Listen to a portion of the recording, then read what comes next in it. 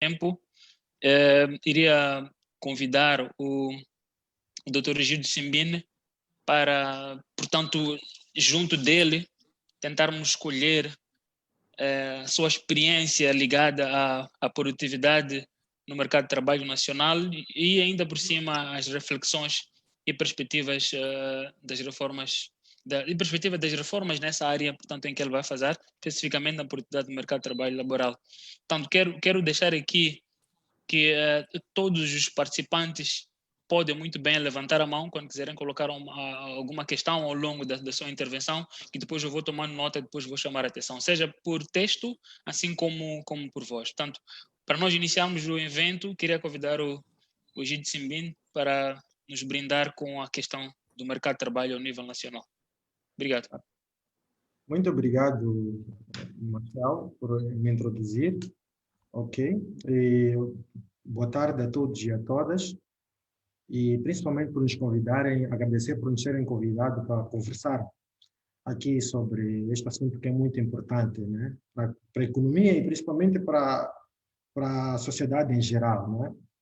Muitas das vezes nós, quando tentamos falar do mercado de trabalho, a tendência é olhar muito para as estatísticas e tudo mais, mas esquecemos que, às vezes, o mercado de trabalho é aquilo que vemos no nosso dia a dia, né? Nas nossas famílias, nos nossos agregados, amigos, familiares e na sociedade em geral. Então, o que vou tentar trazer aqui são mais ou menos, não são respostas, né? Mas é, como disse, uma reflexão. Vou tentar misturar um pouco aquilo que é a reflexão da organização, mas também a minha pessoal, como pediu, com base naquilo que é a minha experiência, né? E dizer, a princípio, que o processo de olhar o mercado de trabalho, no geral, é feito e deve ser feito de várias perspectivas, não é? Não é só uma.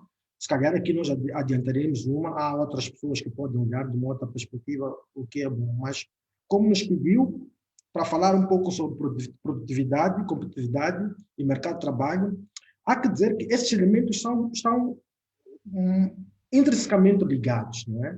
Para que nós tenhamos uma economia muito produtiva e, por consequente, muito competitiva, é importante que também tenhamos uma força de trabalho à medida que possa fazer isso. E, muitas das vezes, o mercado de trabalho é determinado, em parte, por vários elementos, né? Uma das quais é a qualidade desta mão de obra que nós vamos entrar. Vamos pôr no mercado de trabalho. E também, outra parte, é a capacidade do mercado em absorver esta mão de obra. O que acontece em Moçambique, olhando, é que este processo, o processo ideal seria esse, é uma formação de muita boa qualidade, com competências que o mercado quer e, por conseguinte, uma absorção pelo mercado de trabalho também a grandes níveis. Mas o que acontece é um cenário um pouco diferente. O nosso mercado de trabalho, como sabem, não é assim tão competitivo na medida que produz um número muito grande de desempregados. É certo que o discurso que nós fazemos, que se puxa agora, é muito a questão de, ok, temos que trabalhar, o trabalho é mais importante do que empregos. Porque por si só, esta abordagem traz algumas lacunas, né? Não é? Porque nós temos muita gente a trabalhar, muitas pessoas, e agora estamos a ter um fenômeno um pouco diferente, um pouco assim, unusual, um pouco diferente, é que temos pessoas com uma boa qualidade em termos de formação, não sabemos se essa formação tem uma crispação ou está, vamos dizer, está alinhada com aquilo que o mercado quer, mas são pessoas formadas que não conseguem entrar no mercado de trabalho. Quer dizer, investem muito naquilo que é a sua capacidade pessoal, através da educação,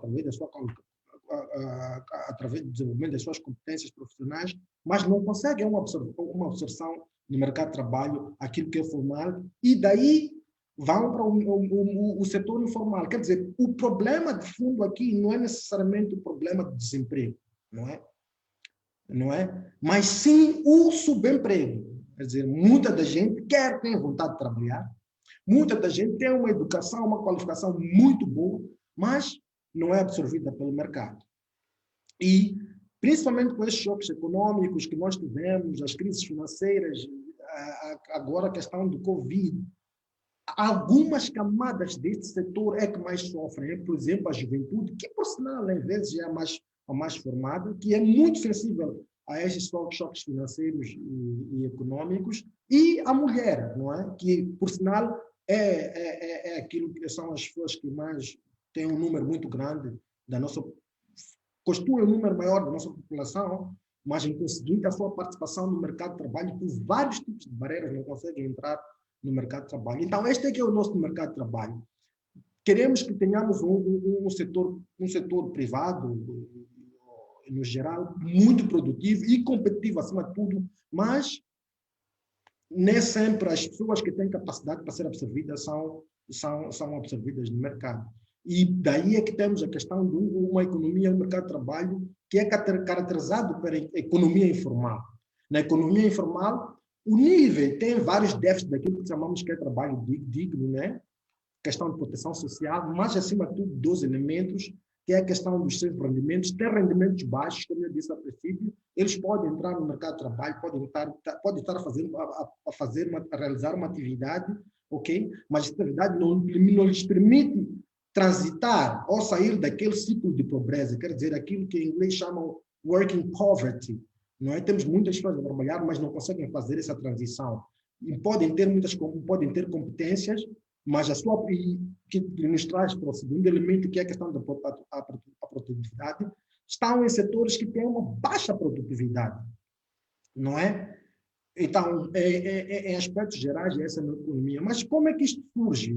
Como é que isto surge? Em parte, nós vimos Moçambique, durante, se não me engano, a década passada, com um crescimento, um desenvolvimento, um crescimento econômico muito considerável, acima de várias economias, principalmente africanas, à ronda de 7%, mas o grande problema, e que tem relação com aquilo que é o mercado de trabalho, é que o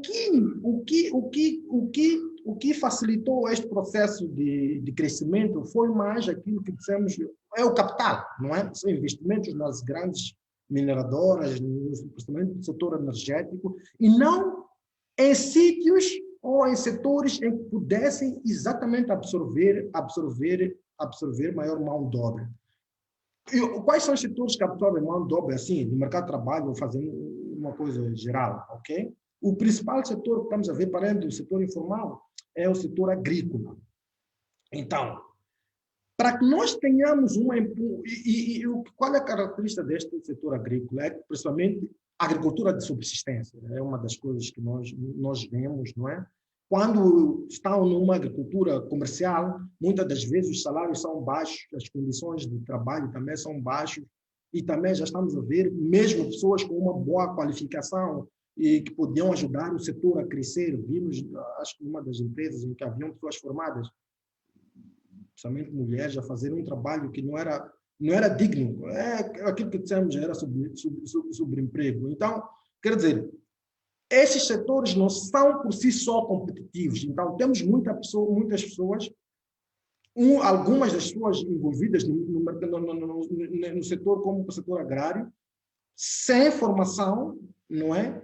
E a sua própria agricultura não contribui, o tipo de agricultura que fazem, em que trocam o trabalho, fazem um trabalho não remunerado, o tipo de agricultura muitas das vezes não contribui ou não é contado para aquilo que é o produto interno bruto. E muitas das vezes nós sabemos, para que tenhamos um mercado de trabalho muito robusto e competitivo, é importante que esse mercado de trabalho seja estimulado por uma demanda, uma procura de um determinado produto ou de um determinado serviço num determinado setor. Quer dizer, se há uma demanda, por exemplo, é bom saber que temos aqui o setor de pescas, está a crescer, precisa de muita mão de obra, não é? Temos pessoas treinadas para isso. É este envolvimento que vai nos fazer, quer dizer, fazemos uma espécie de transformação econômica, treinar mais pessoas com capacidade e competências para entrar, por exemplo, no setor pesqueiro e exportarmos, não consumirmos internamente, exportarmos e tornarmos esse setor ainda mais competitivo, não é? Mas muitas das vezes isso não acontece. Quer dizer, o que acontece é que as pessoas que estão nesses setores, que têm uma remuneração muito baixa, eles próprios, muitas das vezes, o setor informal, eles próprios é que criam uma demanda, muitas das vezes que não é uma demanda existente, mas como forma de responderem, se calhar, à falta de postos formais de trabalho, em determinados setores. Pois, Egídio, ainda nessa mesma senda, sem ter que perder seu fio de pensamento e elenquei, registrei muito bem aqui algum tipo de questão que levanta, que está ligada justamente à formação profissional da mão de obra, que constitui realmente um grande desafio de competitividade, não só para a agricultura, não só para a indústria, e fez menção aqui a uma das paixões do Mzila Nyantsave, que é a questão de pescas também. Então, eu queria colocar a seguinte questão para si. Estará o país em condições de atrelar nesse expediente da competição com a contratação da mão de obra estrangeira? E se sim, assim como não, quais é que são as possíveis saídas para que nós entremos nessa autoestrada laboral sem muito tipo de problemas no equilíbrio entre a contratação de um estrangeiro para Moçambique, assim como a contratação da mão de obra local, para a questão de sustentabilidade mesmo. O que é que pensa relativamente a isto? Primeiro, o que eu acho no geral, nós estamos sim, a questão não é só estar, é questão de devemos participar, devemos formar mais pessoas para que possam participar neste, como tu dizes, nesta autoestrada laboral. Porque isto pode criar, e em parte está a criar, é certo que não em dimensões muito grandes, mas está a criar alguns problemas para nós próprios, não é? Mas há que referenciar aqui esforços muito grandes. Por exemplo, o projeto que eu faço parte vem puxando muito, ou puxou, para aquilo que é a aprovação da política de emprego. A política de emprego, um dos elementos principais é a formação do capital humano. Não é?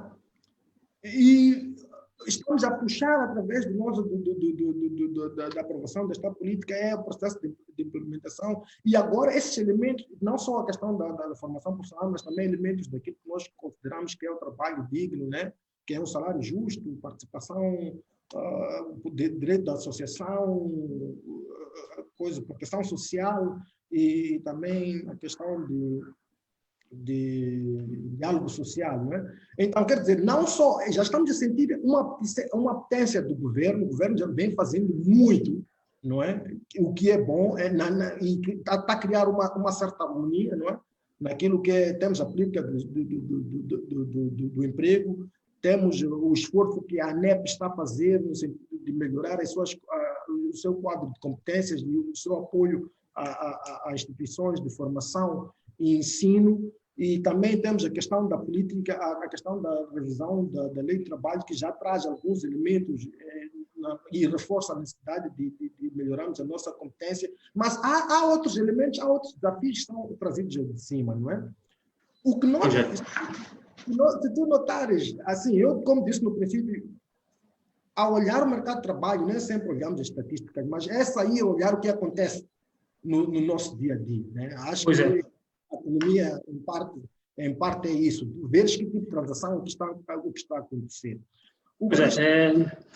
Ainda na senda fez menção à questão da lei de trabalho, a política do emprego, etc, etc. Nós temos a nossa lei de trabalho, a lei 27/2007, de 1 de agosto, e que em 2018, depois de várias auscultações entre o governo e o setor privado, ela avançou, e o avanço dessa mesma lei não respondia ao concreto à questão de algum tipo de ilações que o setor privado colocava na mesa, e o setor privado resgatou essa lei ao nível da Assembleia da República, e está-se nesse momento em processo de revisão, em consonância com a evolução econômica, social e política, e o governo concedeu essa oportunidade ao setor privado para poder juntos, etapa a etapa, sentarem e fazer essa revisão. Na sua opinião, e na experiência que tem nesta questão do quadro de emprego, formação profissional, e também pela posição que ocupa agora, qual é que poderia ser o espírito do processo de reforma desta própria lei, sem perder em vista a questão da necessidade de nós fortalecermos o nosso quadro pessoal nacional, mas tendo em conta a contratação da mão de obra estrangeira? Na sua perspectiva, qual é que deveria ser o espírito da revisão desta própria lei? Como eu disse, esta lei já traz alguns elementos que, se calhar, na outra não tinha, que era a proteção daquilo que é a questão do emprego digno, né? Do emprego digno, né? Que tem as suas próprias elementos. Então, o espírito, no meu ponto de vista, tem que ser este. É no sentido de como é que nós podemos ter uma lei que consegue acompanhar aquilo que é a dinâmica do país, não é? Em termos de que há muita gente a querer entrar, há um boom muito grande em termos de crescimento, há setores que estão a aparecer. Como é que esta lei consegue responder, permitir que esses setores possam crescer, caso não tenhamos competências claras dentro do país, como é que podemos trazer durante um período estas competências e essas competências que não temos, ou estes quadros, quando, ao virem a Moçambique, como é que podem fazer aquilo que é cascadão, é passar fazer a transferência de conhecimento, mas, acima de tudo, essa transferência de conhecimento é também como é que nós fazemos para que haja uma ligação entre essa transferência de conhecimento a nível setorial para uma coisa muito mais abrangente, através dos centros de formação, ou escolas ou universidades, não só separar naquilo que é o setor profissional ou pós-trabalho, mas abranger mais. E isso leva-me a trazer um elemento que é muito importante para nós definirmos aquilo que, olharmos primeiro, compararmos e definirmos. É a questão da necessidade, que fazem parte daquilo que são políticas ativas do mercado de trabalho, não é? Que permitem mais pessoas, mais moçambicanos possam ter acesso a postos formais no mercado de trabalho, não só trabalho comum, mas também ter a possibilidade de ter postos formais e assim transitar. É questão da necessidade de um sistema de informação do mercado de trabalho que nos vai permitir, primeiro temos que saber que tipo de competências estão a entrar em Moçambique, ok? Que tipo de competências os engenheiros que estão a entrar, por exemplo, os engenheiros petrolíferos que estão a entrar em Palma, que estão a trabalhar em Palma, tem que Moçambique não tem. Muitas das vezes nós ainda não temos este cruzamento. Nós não sabemos quem são essas pessoas e que competências têm. Que tipo de competências faz o pesqueiro, por exemplo, a pessoa que faz a pesca, por exemplo, um filipino, um tailandês?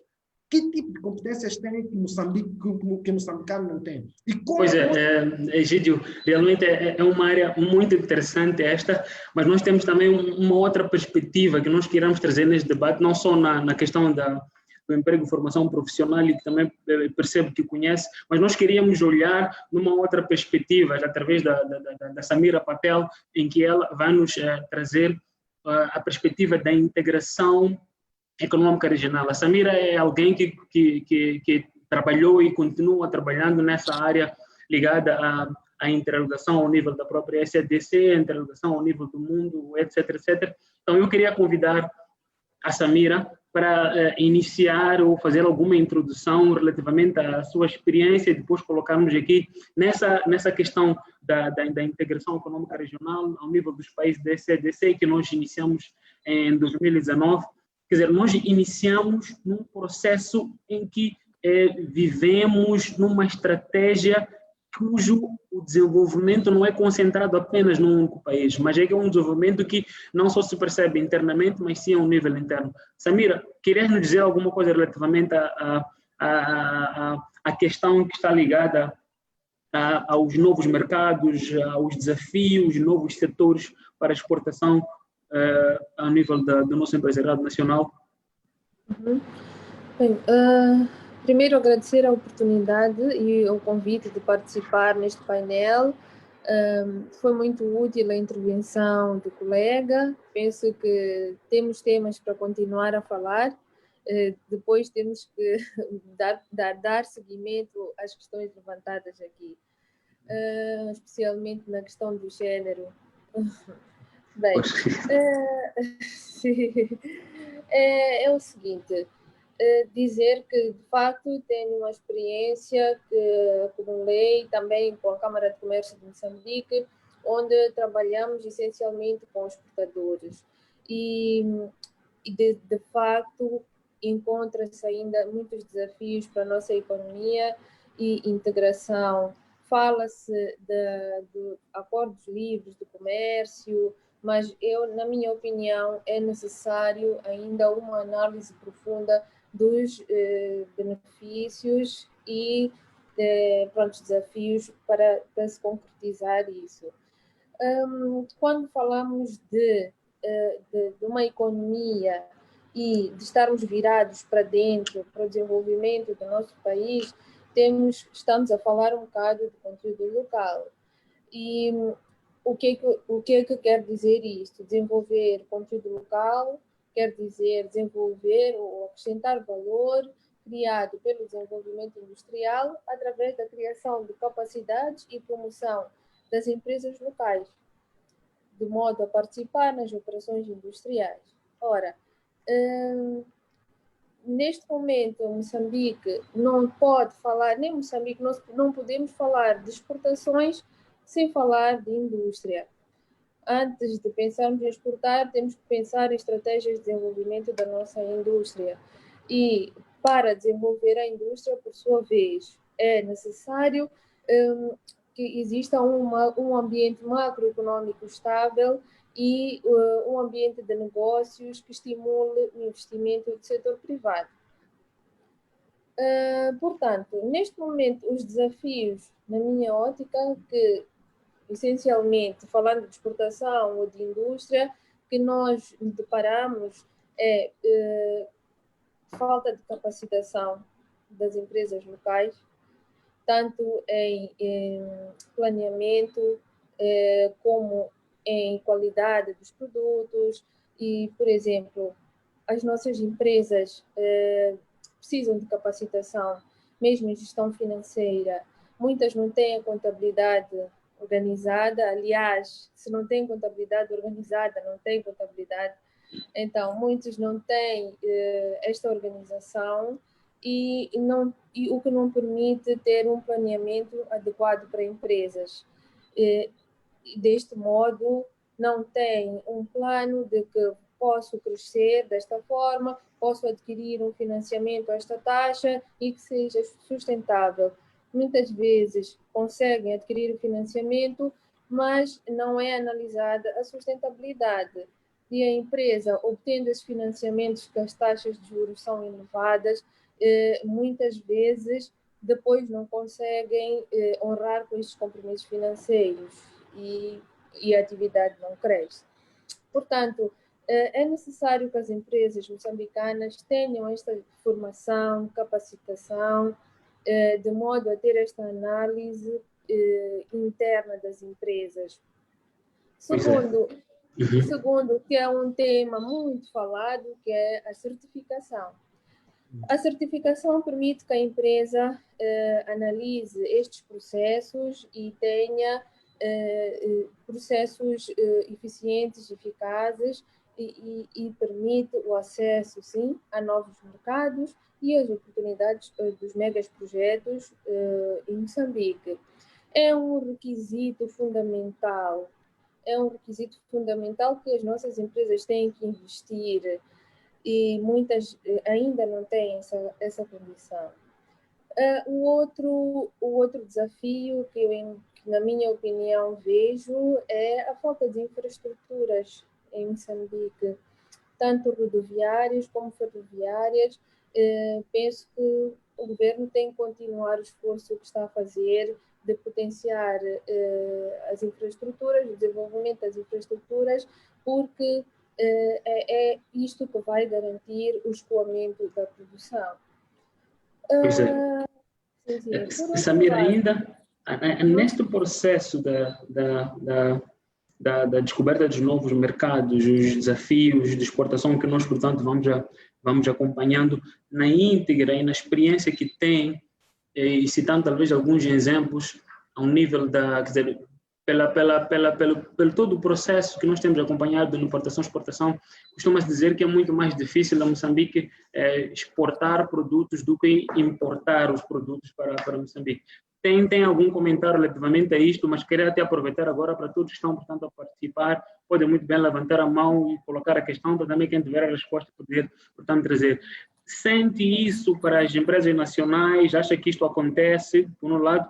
Por outro lado, eu achava que diante o Covid-19 nos impõe uma nova forma de ser e estar. Então, são duas questões neste caso. Sente na prática que realmente é muito mais difícil exportar que importar em Moçambique, essa é uma questão. A outra é, submetendo essa imposição do novo normal que o Covid nos leva, em que a Samira muito bem fez menção, as economias passam a pensar para dentro de si. Que tipo de produtos, não é, podem ser uma nova oportunidade para um negócio ao nível nacional, em alusão à questão do conteúdo nacional, cujo a sua organização olha muito bem. Então, o que é que pensa relativamente a isso? Quais são as novas oportunidades que nós podemos ter com o Covid-19 para poder impulsionar a economia nacional, do ponto de vista de produção, produtividade e exportação, não esquecendo a questão das exportações no nível local? Bem, Moçambique ainda, na minha opinião, está virado, quando falamos de exportações, ainda estamos a falar de carvão mineral, de lingotes de alumínio, que são importados em bruto e depois são exportados. E energia elétrica, gás natural, ainda estamos a falar desse tipo de produtos, digamos. A exportação de produtos propriamente dito, como alimentos, calçado, têxteis, etc., ainda, na minha opinião, é muito marginal. Moçambique ainda importa alimentos básicos, como arroz, milho, trigo, penso que algum tipo de pescado também ainda importa, carnes. Portanto, isso tudo são oportunidades para nós produzirmos, comercializarmos e exportados. Mas temos que olhar numa ótica de cadeia de valor. Por quê? Porque também há experiências que acompanhei aqui em Moçambique, em alguns distritos do interior, onde potenciaram a produção, mas depois não tinham escoamento. Então, muita produção ficava deteriorada. Por quê? Os produtores também não têm condições de conservação. Então, na minha opinião, tem que se olhar como uma cadeia de valor e os intervenientes nesta cadeia de valor. Por outro lado, tem que se associar a isto o cooperativismo, ou seja, juntar a produção local e aí cria-se uma capacidade mais robusta. Tenho a experiência concreta em Inhambane de um projeto de frutas, onde eu acompanhei, onde funciona desta forma, onde recolhe-se a fruta daquela área, é processada e neste momento até já estão a exportar, o que não seria possível se fosse feito individualmente. Então, também acredito no cooperativismo. Falou das oportunidades dos produtos que podem ser oportunidades para nós moçambicanos. Eu partiria pela agricultura.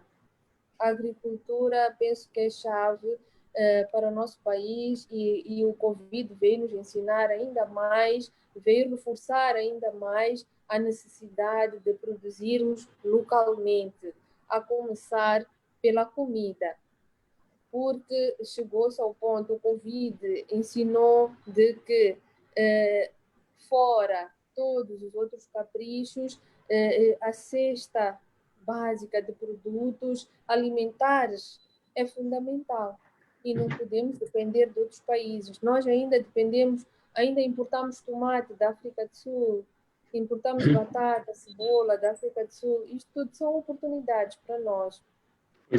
Pois é. Muito obrigado, Samira, por essa sua intervenção. E ligado a isto, eu passaria para um Mozilla Nhansave, em que muitas das vezes nós temos responsabilidade. O setor privado tem uma responsabilidade como dinamizador da própria economia e o governo também tem também essa responsabilidade como regulador desta mesma economia. E parto já para uma questão colocada para si, Mozilla, como é que avalia a efetividade das políticas do governo para o desenvolvimento do setor privado nacional na senda da integração regional? Portanto, não estou a olhar pura e simplesmente para a questão da contratação da mão de obra estrangeira versus a contratação da mão de obra local, mas também estou olhando a perspectiva da Samira Patel, em que ela traz alguns aspectos realmente importantes que aqui nós devemos olhar sim na questão do cooperativismo, devemos impulsionar relativamente à agricultura como uma imposição em novos mercados. Então, como é que avalia? Será que as políticas do governo elas vão ao encontro ou estão em contramão a essas questões que o Egídio levanta para a condução da mão de obra local e a Samira Batel também estará-nos por aqui para a discussão. Boa tarde a todos e agradecer pelo convite para participar neste webinar. Olha,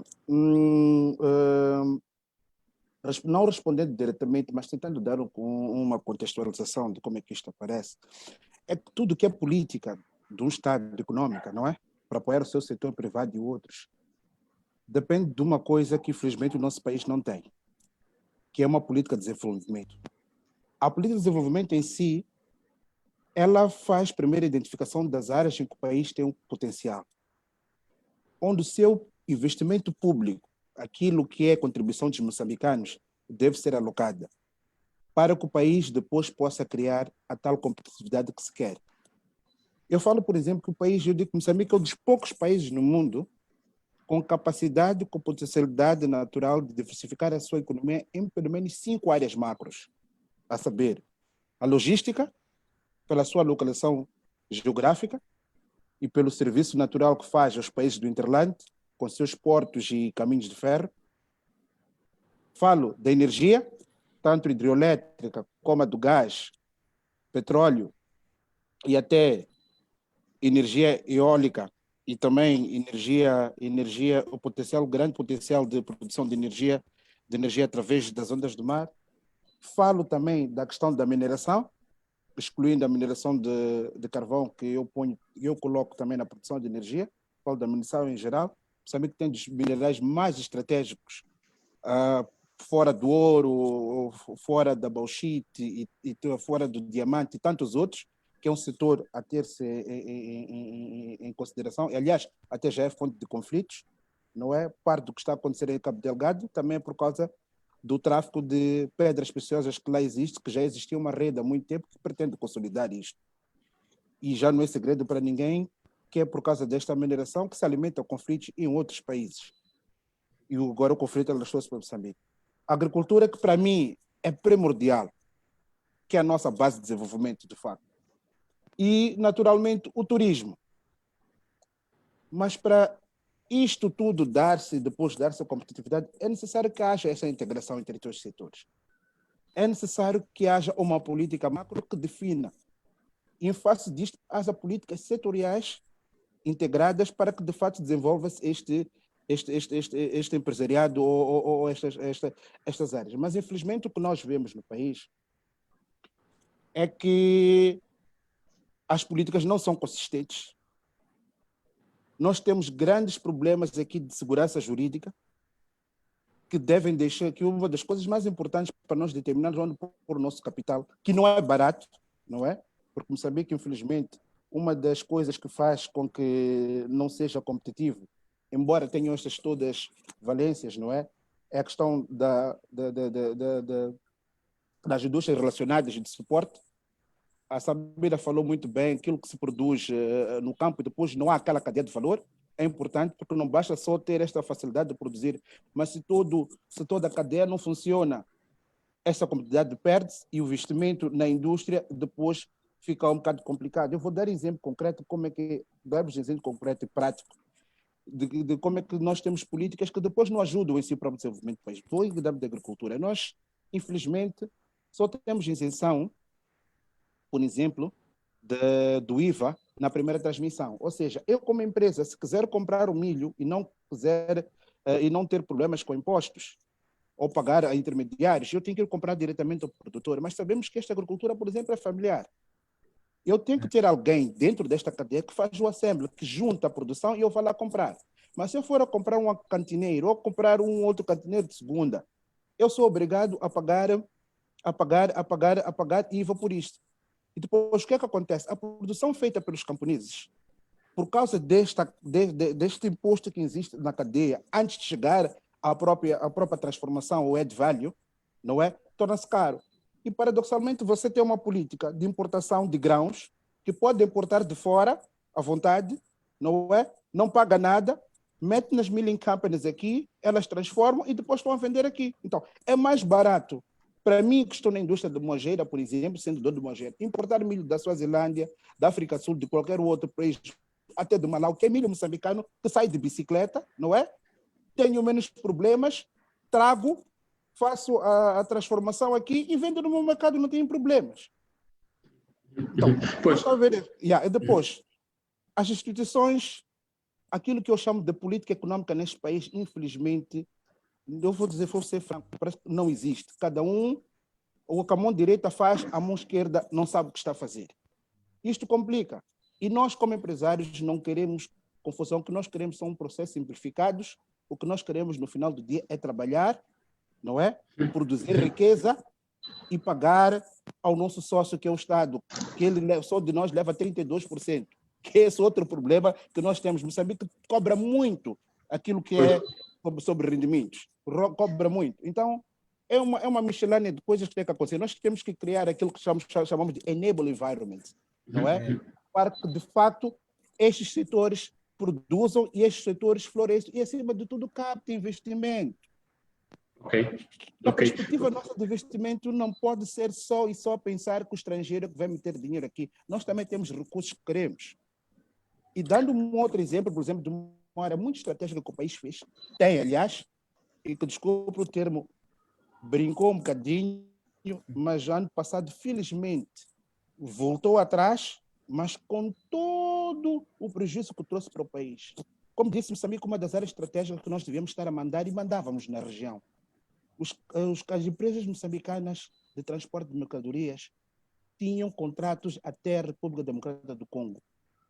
Conseguiam, inclusive, penetrar aqui na África do Sul, que ameaçava até as empresas sul-africanas com impostos no sentido delas deixarem de usar os fretes moçambicanos. Por que razão? Simples. Moçambique descobriu a rota do Texas para importação, não sei se vocês lembram dos carros internacionais, aqueles que existem, que a maior parte dos transportadores tinham, aqueles volantes à esquerda. Em 2011, não sei se foi propositado ou precipitadamente, pura e simplesmente, hoje, no nosso Código de Estrada, que era proibido a importação de máquinas de volante à esquerda. Os nossos vizinhos, que outrora eram menos competitivos que nós, o que é que fizeram? Iam exatamente para os mesmos países, iam comprar lá os caminhões e tudo mais, e conseguiram absorver o mercado que as empresas moçambicanas tinham naturalmente. Ficamos sem condições de fazer a substituição de peças, porque aqueles caminhões eram baratos, era muito mais fácil fazer a sua manutenção e importação de peças. Se você corta a coisa, é obrigado a entrar num outro mercado que são de caminhões novos. Então, naturalmente, que o custo de aquisição e o custo de financiamento não vão te permitir ter fretes competitivos. O que aconteceu? Ficamos cerca de quase 9 anos a perder competitividade num setor que é nosso. Por inerência, devíamos ser nós a mandar. Então, o maior problema que nós temos, e se quisermos ultrapassar, é exatamente que isto é consistências de políticas e o governo perceber e conhecer e entender que as 5 áreas que este país tem vantagem comparativa, que é preciso pôr investimento público e é preciso pôr a política de especialização, porque é muito importante que aconteça isto. Os países não podem produzir tudo. Tem que produzir aquilo que é eficiente e aquilo que é mais barato lá fora, compra e usa esses recursos para outras coisas. Não é possível produzir tudo, mas aquilo que é necessário produzir, que é possível produzir aqui, temos, sim, senhora, que trazer investimento, temos, sim, senhora, que ter políticas apetecíveis para o país. E, naturalmente, termos em mente também que é preciso, em alguns setores da economia, falo particularmente um que eu sou muito apaixonado apesar de estar nas pescas, que é a agricultura, e outro que é o turismo. É que o país, exatamente por falta desta visão de crescimento, e de falta também de incorporação nas nossas políticas e leis desta visão de crescer, desenvolver e consolidar áreas em que é de longe em termos de vantagens comparativas, não fizemos. Falo concretamente, como é que eu pergunto a nós como país, como é que nós não aproveitamos e não estamos a aproveitar até hoje? Pois é. Mozilla, concretamente, na senda da competitividade e produtividade nacional, registrei aqui que realmente nós precisamos de privilegiar os setores. Nós temos a Estratégia Nacional de Desenvolvimento 2015-2035, ela não será alavancagem para este processo integrado de desenvolvimento ao nível nacional, ou realmente precisamos desenhar uma outra estratégia capaz de agregar valor a esses aspectos todos? Tem que agregar tudo, porque tudo juntas. O fator econômico, social, tudo isto aí juntas. E quando falo da perspectiva de investimento, falo, por exemplo, da educação. Como é que você vai definir o que é aquilo que quer para o povo, saber hoje em dia qual é a tendência, por exemplo, do crescimento da população, que sabemos que é jovem, como é que você olha para o mundo daqui a 20, 30 anos e dá uma educação para esta gente, para o futuro, não para agora, não é? Por causa de haver uma geração sacrificada, mas essa geração sacrificada precisa de comer, precisa de viver. E em função disto, em função do estágio que o país está, como que você vai ocupar isto? Esta gente, não é? Pois é. Então, tem duas áreas, por exemplo, que eu digo que são cruciais para ocupar as pessoas, que não precisam de muito estudo, mas enquanto o país prepara, que é a agricultura e a construção, que é importante pôr este país aqui a construir. Se fosse planificador, Muzila Nyantabe, e lhe colocassem 3 principais áreas, essa questão eu coloco também para a Samira e para o Gido. O debate já está aberto aqui agora para todos. Quem quiser colocar alguma questão pode muito bem colocar a mãozinha, levantar a mão e colocar a questão. Se a Samira, o Simbine e o Nyantabe tivessem essa oportunidade de dizer que, olha, quais é que seriam os setores primordiais, tanto dos 3 em ordem crescente, qual é que deveria ser o setor no qual o governo devia apostar maior atenção? Portanto, eu vou começar primeiro pelo Egídio, depois vamos para a Samira e terminamos com o Muzila logo a seguir. Egídio, em 2, 3 minutos, o que acha que devia atacar logo em primeira mão para podermos ter esse desenvolvimento inclusivo? Quer dizer, é normal que a gente não consegue comer o bolo todo de uma só vez. Portanto, se fosse para comer o bolo ou a pizza, de onde é que iniciava? Iniciava do centro para as bermas ou das bermas para o centro?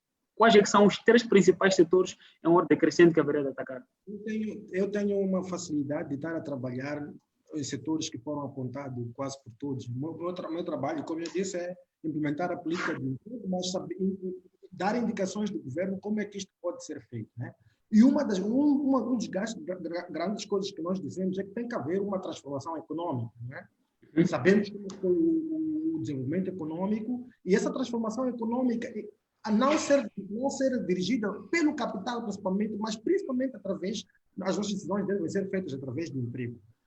Atualmente, o setor que mais emprega é a agricultura, então a agricultura automaticamente tem que estar lá. Mas como é que fazemos? Que elementos é que devem ser mudados dentro da própria agricultura? O que nós não temos foi o que a Samira disse, o que o Nyantabe disse, por exemplo, como é que agregamos valor a essa agricultura, como é que fazemos os linkages. Então, e ao fazer esses linkages, automaticamente estamos a criar emprego, não é? O que estamos a fazer agora, nós estamos a fazer, por exemplo, no outro projeto que estou, é mostrar como a necessidade de ter um pré-processamento, não é? Na província de Inhambane, para alguns agricultores que estão lá dando inputs e algumas técnicas mais modernas de produção. Como é que eles podem produzir para fornecer os produtos na indústria de turismo em Vilanculos? A falar de cadeia de valor, conteúdo nacional. Exatamente. Então, quer dizer, já falei de duas cultura.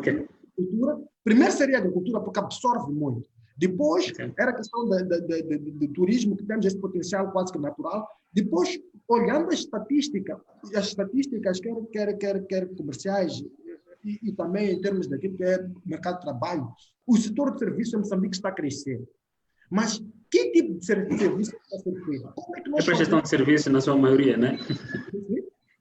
É prestação de serviço na maioria. Exatamente. Mas como é que nós podemos criar empresas que possam fazer a ligação entre, por exemplo, pequenas e médias, desenvolver as pequenas empresas, médias empresas, como a Samira disse, mas para prestar serviços às grandes multinacionais do setor do petróleo, do setor de gás e por aí, etc. Egídio, vale a pena falar do gás agora? Vale a pena falar do gás agora? Se não não estou a falar de fazer crescer o próprio setor do gás, mas é como as pequenas empresas podem fornecer os seus... E as oportunidades reais. Pronto, então, lá está, que é uma questão que eu acho que a Samira também é apaixonada por ela, que é desenvolvimento contínuo nacional. Na sua locução, eu fui percebendo que realmente prima pela questão da formação das micro, pequenas e médias empresas, da capacitação, da criação de condições de delivery, as infraestruturas, e etc, etc.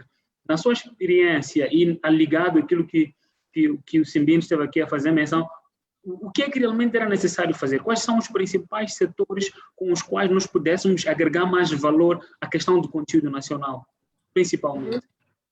Bem, na verdade, na minha opinião, falta aí qualquer coisa. Falta um setor. Falou-se turismo, indústria, agricultura. Falta saúde. Sim, pois, saúde. Saúde. Bem, mas nesta perspectiva em que estamos a falar, estes setores estão interligados. Não tem como falar de um e não falar do outro. Okay. É assim, 60% do PIB em Moçambique, neste momento, são serviços, conforme estava a falar. Sim. Mas a taxa de empregabilidade é mais baixa. Portanto, a agricultura, a indústria requer mais mão de obra, mais emprego, por um lado. E por outro lado, havendo agricultura, o custo de vida é mais baixo, o preço do produto alimentar também é mais baixo. Portanto, aqui temos que ver um pouco já, se calhar isto é economia, mas o salário nominal e o salário real, neste caso, tem uma diferença. Então, havendo um custo de vida mais baixo, o salário real também é mais favorável. E a indústria também ganha com isso, porque a mão de obra também não é alta, é razoável, os custos mantêm-se constantes. Agora, num cenário onde nós importamos tudo, onde o custo de vida, os preços estão a aumentar, a mão de obra também, os trabalhadores, também vão precisar de aumento salarial. Automaticamente, o custo para produzir, também o custo para a indústria aumenta. Então, isto tudo é em cadeia. Não é possível olhar isoladamente a agricultura ou olhar isoladamente a indústria. E eu percebo que acho que fizeram muito bem os três do TPC. Quer dizer, nós temos que pensar em cadeia, não pensar em blocos, pois não. É questão de olhar, não pensar em estanques, em cadeias. Muzila, estás no mute. Estás no mute. Não, é isto mesmo que a Samira está a dizer, é que os setores são interligados, nós temos que olhar para... Os setores são integrados, acima de tudo, estão interrelacionados. Não podemos olhar para uma coisa. Agora, a inteligência onde é que está? É descobrir qual é o setor que provoca, como é que chama aquilo? De forma estrutural. De forma estrutural, os outros, porque os outros vêm a seguir. Então, também pela minha ordem de ideias, sem sombra de dúvidas, primeiro a agricultura. Uhum. Depois... naturalmente, a indústria do turismo. E aqui é preciso também prestar atenção a uma coisa, é que na indústria do turismo, as pessoas não entendem muito bem, pensam que o turismo é dinheiro todo dentro aqui, não. O turismo, boa parte dele é serviços. Mas onde é que um país ganha com isto? Quando emprega pessoas e quando parte de tudo aquilo que entra na indústria é fornecido pelo próprio país.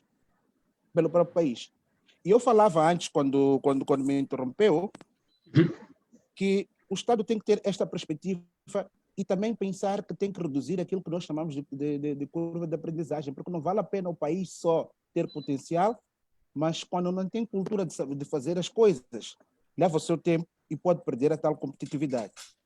Falo concretamente em duas áreas, que é a agricultura e o próprio turismo, em que nós estamos a perder a oportunidade muito grande de aproveitar a situação menos boa econômica do Zimbábue, que tem trabalhadores altamente qualificados e baratos neste preciso momento, que iriam emprestar a nós uma coisa muito importante, que é a cultura de saber fazer.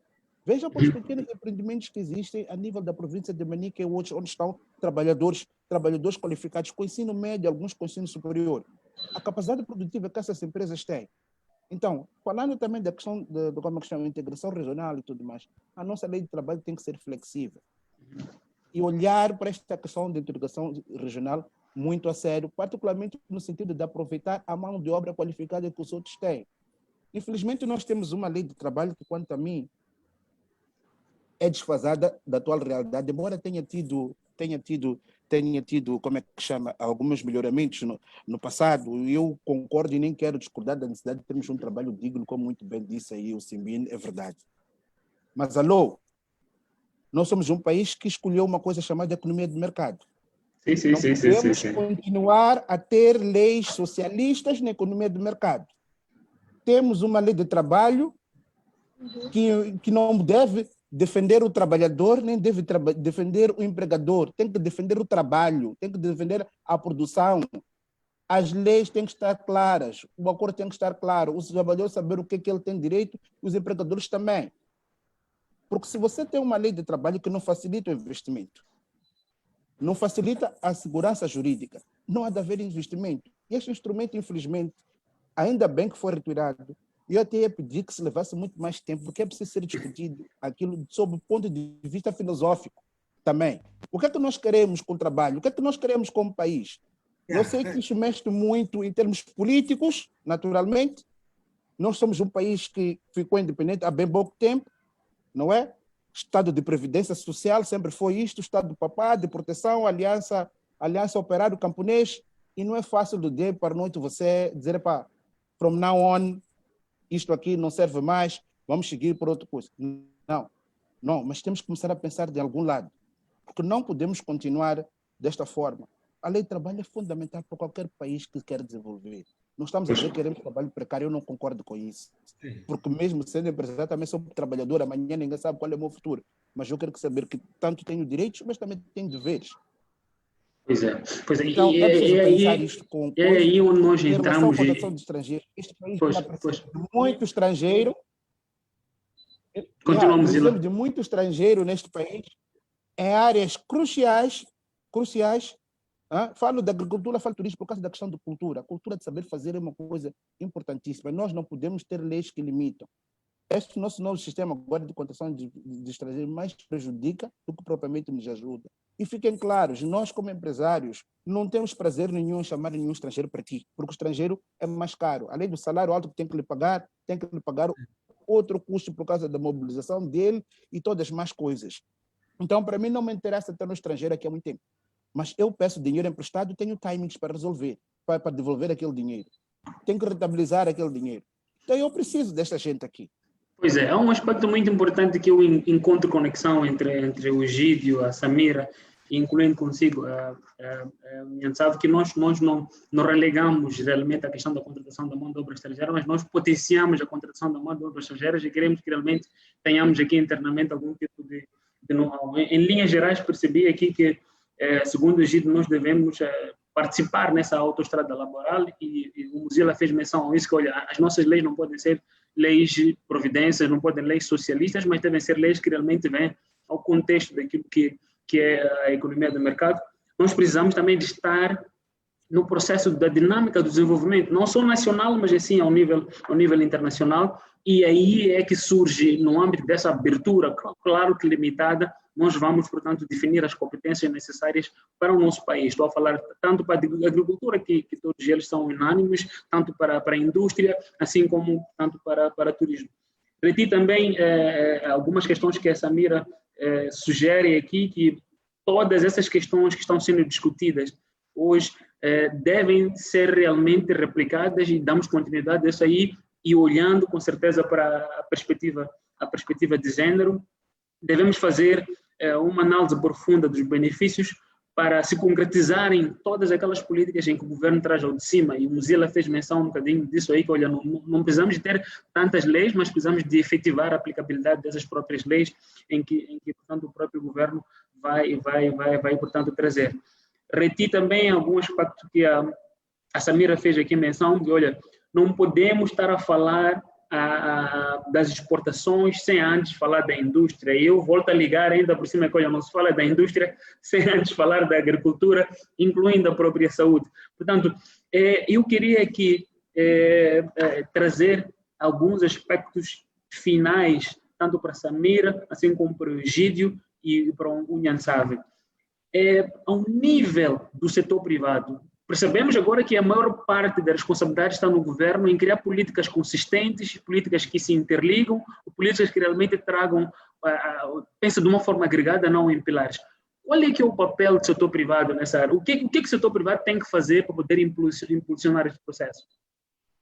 Comece por si, Nhansave. Depois a seguir a Samira. Egídio praticamente está um bocadinho misturado, não, porque ele... mas a Samira é praticamente um setor privado. Qual é o vosso papel como empresários? O que é que vocês fazem? O nosso papel como empresários é ver oportunidades, não é? E, acima de tudo, ter uma cultura empresarial. Porque também nós é preciso dar alguma palmatória, não é? Entender também que o E pagar impostos também, né? Naturalmente que pagar impostos também. Mas para pagar impostos temos que criar riqueza. Produzir. Mas isso também, temos que produzir. Mas nós, como empresários, também temos que ter uma visão de curto, médio e longo prazo. Okay. O que acontece é que muitos de nós também temos um problema sério com a própria gestão, não é? Estamos a aprender a ser empresários, essa é que é a verdade. Como diz o anterior ministro, nós andamos somos empresários de cartão e James Bond, né? Não, estamos a aprender, é um processo. Eu não concordo muito com ele, porque ele também foi empresário. É conversa. Então, ele não tem moral para ensinar quem quer que seja, porque faliu, mas ele falir também é normal, né? Foi por qualquer homem. Nós temos que cair 9 vezes e levantar 10. Isto é que é a nossa concepção como empresários. Nós temos essa responsabilidade. A questão da gestão é muito importante. E saber o que a gente quer também, porque muitas das vezes o que acontece é que cada um, quando levanta, está a reclamar o problema dele. Não está a reclamar um problema geral, um problema macro que, uma vez resolvido, resolve o problema de todos nós. Então, é preciso também haver esta visão da nossa parte. Comprometimento com a gestão.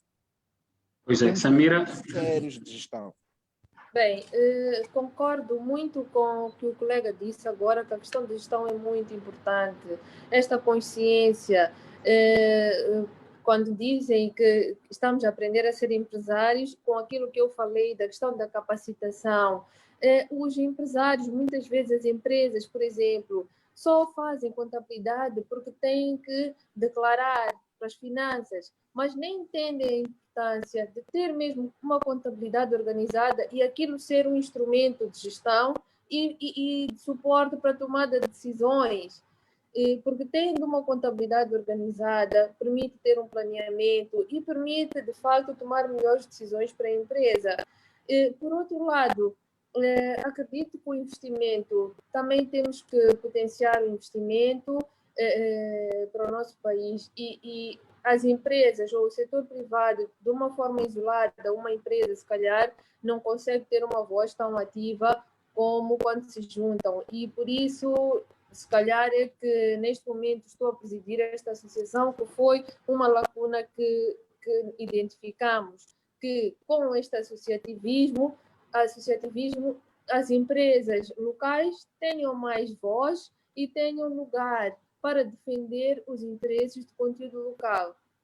São políticas que ainda estão em estudo, penso que há muitos interesses envolvidos nessas políticas, é um processo, mas há uma necessidade de defender os interesses do setor privado. Pois é. Muito obrigado aí, Samira. A questão da lei de trabalho, não vou deixar um gira na sala, porque depois vamos levar mais 2 horas de tempo aqui, nem no Egito, porque é um problema que já estamos a arrastar desde 2014 e já fui percebendo algum tipo de falta de vontade de gente avançar com esse processo. Mas o conteúdo local já está implícito, não é? Já está lá ao nível de todas as leis, desde a lei de minas, de terras, etc. Simbino. Eu, com muito pouca experiência mesmo sobre empresariado, né? Eu acho que, na realidade, e como eu disse, muitas das vezes, para mim é o dia a dia, observando e vendo o que acontece. Acho que os empresários devem se reinventar, não é? Uhum. E, por exemplo, a Covid mostrou uma janela enorme de oportunidades, não é? Como é que eles podem raise the bar, assim, crescer e oportunidades de conseguir ter um papel muito mais ativo naquilo que é transformação em trazer soluções muito pragmáticas para problemas muito concretos. Tu disseste que muitas das vezes os nossos empresários são uma forma de pessoas que transacionam, principalmente intermediários, muitas das vezes. Então, bom, eu citei alguém, não fui eu que disse, citei alguém, não são minhas palavras.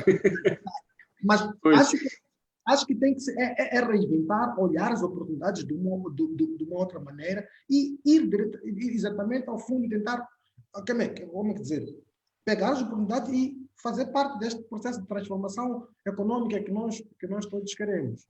Ok, eu queria agradecer a todos. Samira, eu quero aqui, diante da plateia, fazermos um desafio para que o próximo webinar seja para a gente discutir a questão do conteúdo local ou nacional, como quiser. Portanto, eu vou junto à direção da APDS, deve estar, portanto, a registrar esse momento. Nós trazemos isto no próximo webinar, discutir quais é que são as vicissitudes da lei de conteúdo nacional, porque percebo que a forma como realmente abordaram é que não é possível a gente olhar para a agricultura de uma forma estanque, não é possível olhar para a indústria de uma forma estanque, incluindo até o próprio comércio, e isso versus a questão da cadeia de valor. Portanto, quero agradecer ao Egídio, não é? O coordenador nacional do projeto MOS Trabalha, na Organização Internacional do Trabalho.